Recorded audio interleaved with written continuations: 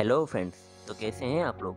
Friends, इस video में हम लोग आत्मनिर्भर भारत के विषय में बात करने वाले हैं और देखने वाले हैं कि आखिर हम जापान से क्या सीख ले सकते हैं। तो फ्रेंड्स, वीडियो को एंड तक ज़रूर देखना। तो चलिए फ्रेंड्स, शुरू करते हैं।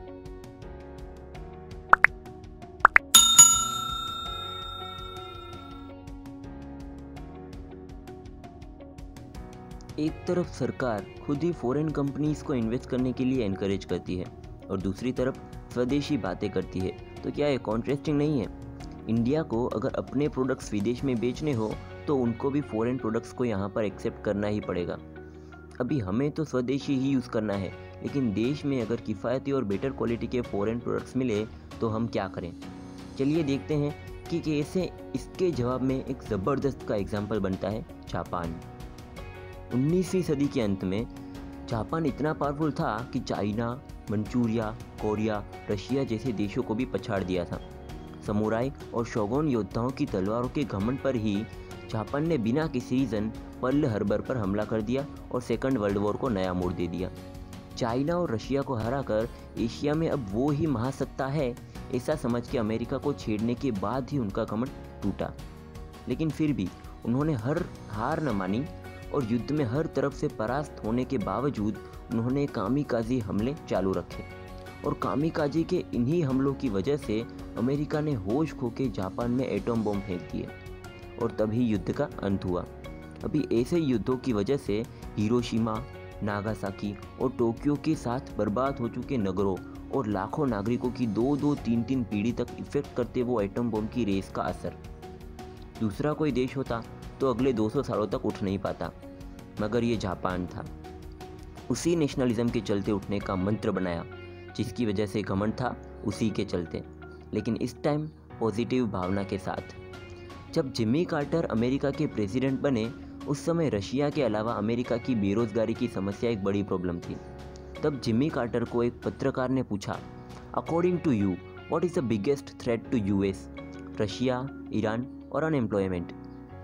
नीदर रशिया नॉर ईरान और अनएम्प्लॉयमेंट, कार्टर ने गंभीरता से जवाब दिया।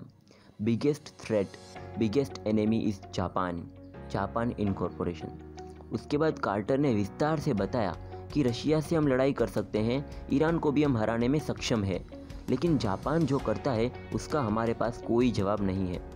अभी जापान ऐसा तो क्या करता था कि जिसका सुपर पावर अमेरिका के पास भी जवाब नहीं था। जापान का वो शस्त्र था स्वदेशी। अमेरिका के जैसे ही ग्लोबल लेवल का प्रोडक्शन करता था जापान, अपने माल सामान को पूरे वर्ल्ड में बेचता था। अमेरिका भी बेचता था। अमेरिका का प्रोडक्शन तो जापान से कई गुना ज़्यादा था। फिर भी जापान अमेरिका के लिए खतरा था, क्योंकि वर्ल्ड ट्रेड के सारे नियमों का पालन करते हुए भी जापान अपने देश में अमेरिका के सारे प्रोडक्ट्स का बिना बोले ही बहिष्कार कर सकता था। मैकडोनाल्ड या केंटुकी फ्राइड चिकन जापान में रेस्टोरेंट स्टार्ट करे, लेकिन कोई जापानीज खाने नहीं आए। Proctor and Gamble specially Japan के लिए किफ़ायती सीरीज रखे, लेकिन जापान में उसे कोई परचेज नहीं करता। इसके अलावा general electronics, Adidas, Coca Cola, Johnson and Johnson, city bank जैसी अमेरिका की मल्टीनेशनल कंपनीज ने जापान से पहले के प्रेसिडेंट जेराल्ड फोर्ड के पास अपनी कंप्लेन की थी कि जापान में अमेरिकन प्रोडक्ट्स को इग्नोर ही किया जाता है।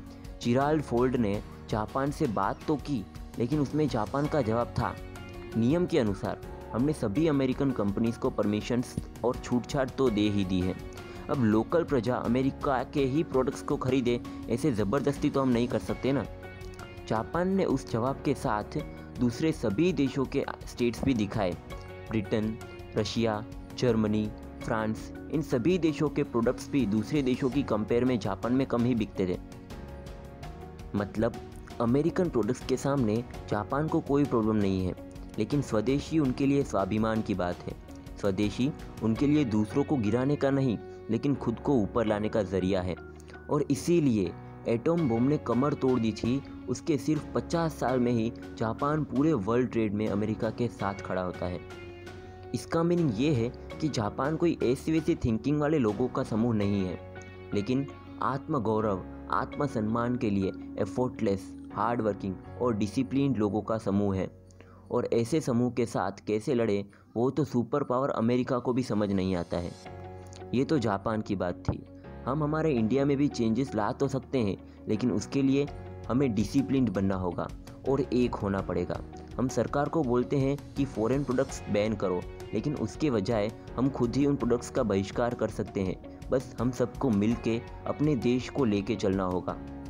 फ्रेंड्स, वीडियो पसंद आया हो तो लाइक ज़रूर करो और अपने फ्रेंड्स और फैमिली को भी ये वीडियो शेयर करो। फ्रेंड्स, आप जापान के बारे में क्या सोचते हो मुझे कमेंट में बताएं। और हाँ फ्रेंड्स, चैनल को सब्सक्राइब करके बेल आइकन को प्रेस ज़रूर करना, क्योंकि मैं ऐसे ही न्यू टॉपिक पे वीडियोस लाता रहता हूँ। जय हिंद फ्रेंड्स।